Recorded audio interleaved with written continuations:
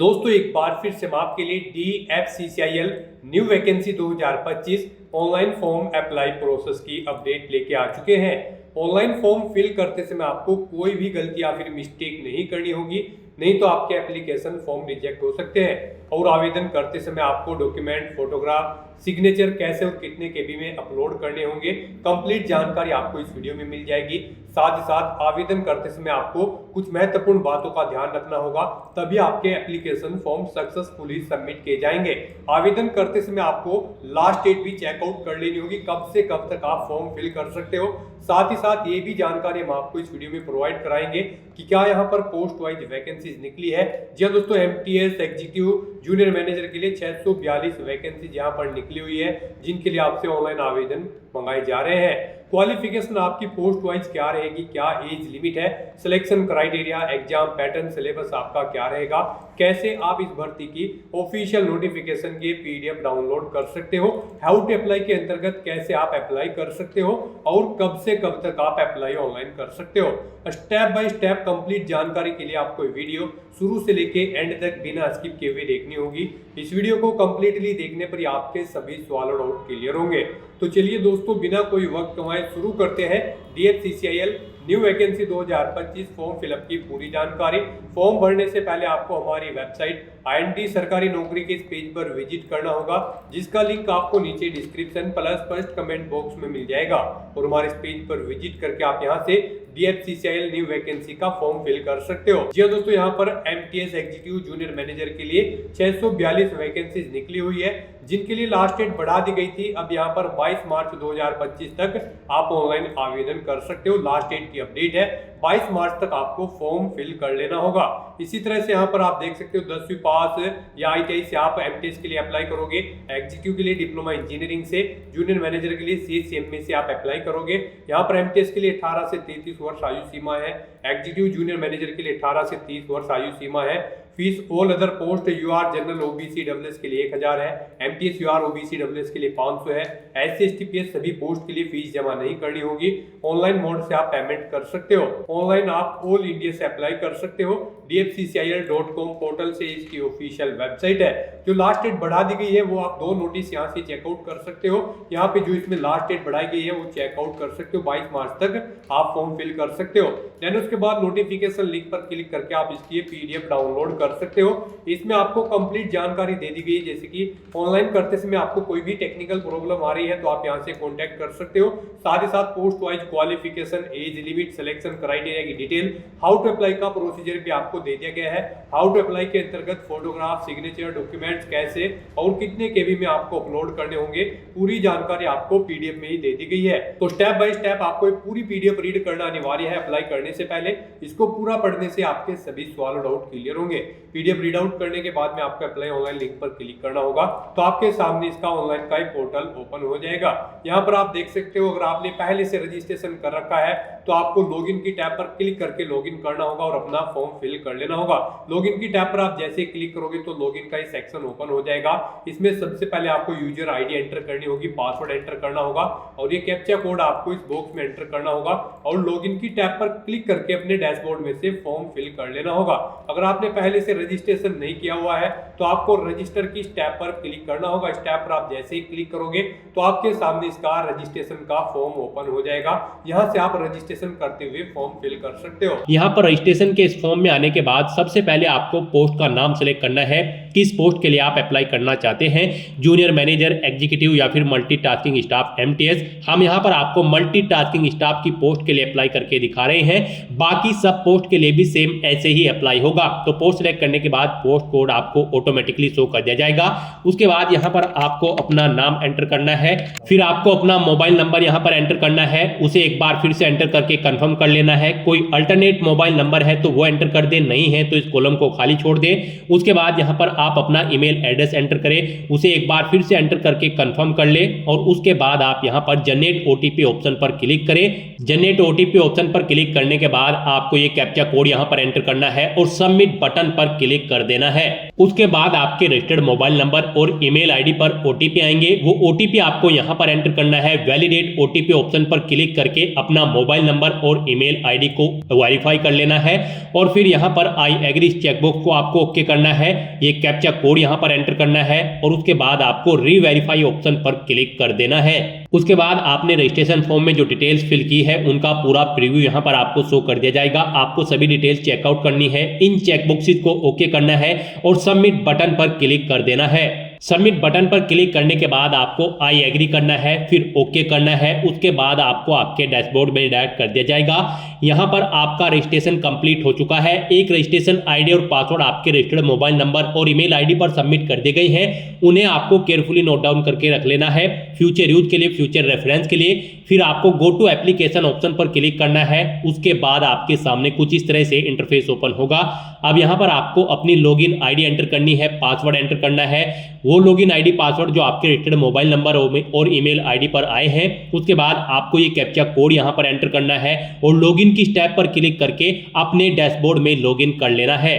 अपने डैशबोर्ड में लॉगिन करने के बाद आपको एक बार फिर से गो टू एप्लीकेशन इस ऑप्शन पर क्लिक करना है। उसके बाद आपके सामने कुछ इस तरह से इंटरफेस ओपन होगा। अब यहाँ पर आपको अपना जेंडर सेलेक्ट करना है। उसके बाद आपको अपनी डेट ऑफ बर्थ सेलेक्ट कर लेनी है। फिर आपको अपनी नेशनैलिटी सेलेक्ट कर लेनी है।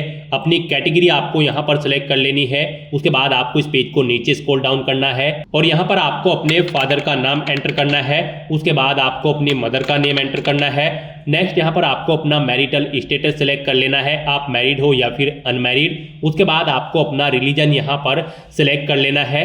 उसके बाद यहाँ पर आपसे पूछा गया है कि क्या आपकी बॉडी पर कहीं कोई कट या तिल का निशान है, तो उस पैलेस का नाम यहाँ पर आपको एंटर कर देना है। नहीं है तो यहाँ पर आपको नो मार्क एंटर कर देना है। इस डिटेल को भरने के बाद अब आपको अपनी टैग सिटी की प्रेफरेंसेस यहाँ पर देनी है। यहाँ पर आपको इस पेज को नीचे स्क्रॉल डाउन करना है और जो आपका कंप्यूटर बेस्ड टैग सीबीटी होगा उसके लिए आपको अपनी टैग सिटी सिलेक्ट कर लेनी है। यहाँ पर आपको 3 चॉइसेस प्रोवाइड कराई गई है। आप अपनी चॉइस के अकॉर्डिंग कोई भी टैग सिटी यहाँ पर सिलेक्ट करें जिसे आप फर्स्ट नंबर पर प्रेफरेंस देना चाहते हैं। यहाँ पर आप उसे फर्स्ट नंबर पर सिलेक्ट करें। सबसे पहले आप स्टेट सिलेक्ट करें, फिर आप सिटी सिलेक्ट करें। इसी तरह से आपको यहाँ पर स्टेट सिलेक्ट करके 3 सिटी सिलेक्ट कर लेनी है। 3 एग्जाम सिटी सिलेक्ट करने के बाद अब आपको यहाँ पर अपने सेकंड स्टेज का जो कंप्यूटर बेस्ड टेस्ट होगा उसके लिए भी आपको अपनी टेस्ट सिटी की प्रेफरेंसेस सिलेक्ट कर लेनी है। यहाँ पर भी आपको 3 चॉइसेस दी गई है। आप अपनी चॉइस के अकॉर्डिंग यहाँ पर 3 एग्जाम सिटी जो सेकंड स्टेज का कंप्यूटर बेस्ड टेस्ट होगा उसके लिए भी सिलेक्ट कर लें। फिर यहाँ पर आपसे पूछा गया है कि क्या आप PWBD कैंडिडेट हैं और आपकी PWBD की परसेंटेज 40% से अबव है डिसेबिलिटी। अगर है तो आप यहां पर यस ऑप्शन सेलेक्ट करें और फिर यहां पर आप अपने पीडब्ल्यूबीडी की डिटेल प्रोवाइड कराएं, जैसे कि इश्यूइंग अथॉरिटी आपको इसके लिए किसने सर्टिफिकेट इशू किया है, सर्टिफिकेट का number, date of issue, disability का टाइप सेलेक्ट करें, परसेंटेज सेलेक्ट करें। और अगर आप पीडब्ल्यूबीडी कैंडिडेट नहीं है तो आप यहां पर नो ऑप्शन सेलेक्ट करें। उसके बाद आपसे पूछा गया है कि क्या आप ईएक्स सर्विसमैन कैंडिडेट हैं, अगर है तो यस ऑप्शन सेलेक्ट करें और फिर आप अपनी ईएक्स सर्विसमैन की कैटेगरी सिलेक्ट करें और फिर उसकी डिटेल दें, जैसे कि कब आपने ज्वाइन किया था, कब आप जॉब छोड़ चुके हो, टोटल सर्विस पीरियड, इसके अकॉर्डिंग यहाँ पर आपको शो कर दिया जाएगा। और गाइज अगर आप एक सर्विसमैन नहीं है तो यहाँ पर आपको नो ऑप्शन सेलेक्ट करना होगा। उसके बाद आपसे पूछा गया है कि क्या आप DFCCIL के डिपार्टमेंटल कैंडिडेट हैं, एम्प्लॉय हैं, अगर है तो आप यस ऑप्शन सेलेक्ट करें। फिर एम्प्लॉय नंबर अपना दें, ज्वाइनिंग डेट दें, कब आपने ज्वाइन किया था, टोटल सर्विस यहाँ पर आपकी कैलकुलेट होकर आ जाएगी 16/2/2025 से। और अगर आप DFCCIL के डिपार्टमेंटल एम्प्लॉय नहीं है तो यहां पर आपको नो ऑप्शन सेलेक्ट करना है। इस तरह से अपनी डिटेल्स फिल करने के बाद अब आपको सेव एंड नेक्स्ट ऑप्शन पर क्लिक कर देना है। नेक्स्ट आपको अपनी कम्युनिकेशन डिटेल यहां पर प्रोवाइड करानी है। आप सबसे पहले अपना कोरोस्पोंडेंस एड्रेस एंटर करें, उसके बाद अपना परमानेंट एड्रेस एंटर करें। और अगर आपका परमानेंट एड्रेस आपके कोरोस्पोंडेंस एड्रेस के अकॉर्डिंग सेम है तो यहां पर आप is permanent address same as correspondent address, यहां पर इसमें यस के इस बटन पर क्लिक कर दे, रेडियो बटन पर। ऑटोमेटिकली आपका परमानेंट एड्रेस आपके कोरोस्पोंडेंस एड्रेस के अकॉर्डिंग फिल हो जाएगा। उसके बाद आप सेव एंड नेक्स्ट ऑप्शन पर क्लिक कर दें।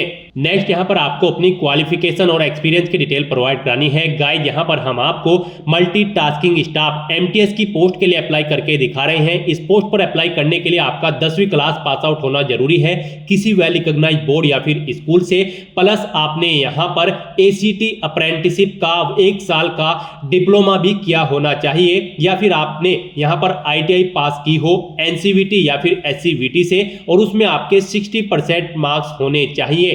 तो यहाँ पर अब आपको अपनी क्वालिफिकेशन की डिटेल देनी है। सबसे पहले यहाँ पर आपको अपनी 10वीं क्लास की डिटेल प्रोवाइड करनी है।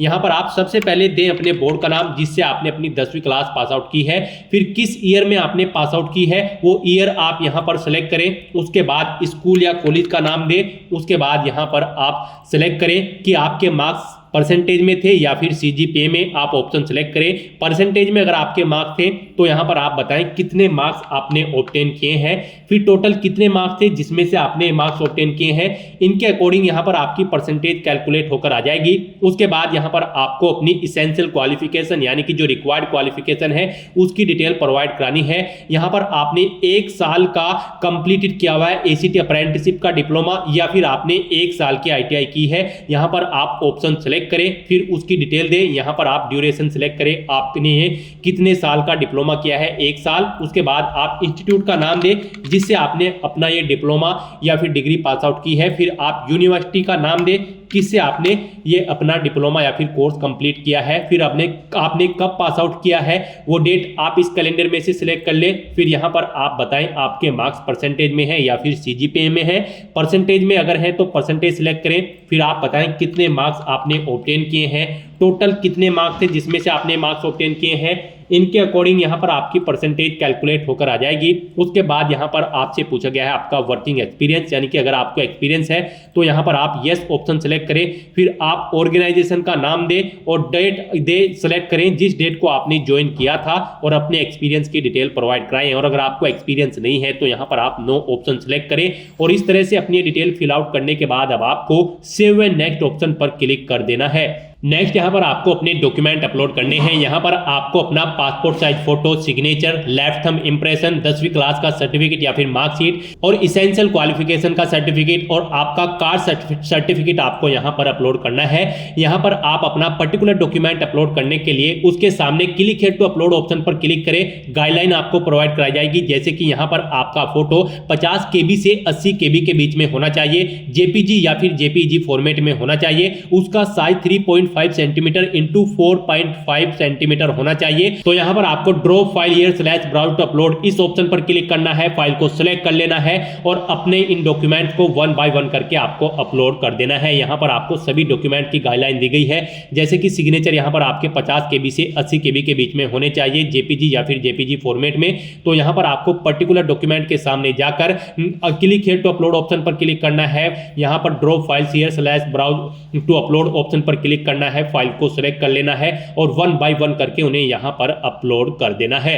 इस तरह से अपने सभी डॉक्यूमेंट्स यहां पर अपलोड करने के बाद आपको व्यू के लिंक पर क्लिक करके इन्हें व्यू कर लेना है। पेज को नीचे स्क्रॉल डाउन करना है। यहां पर आपको आपकी कैटेगरी के अकॉर्डिंग एप्लीकेशन फीस का अमाउंट शो कर दिया जाएगा।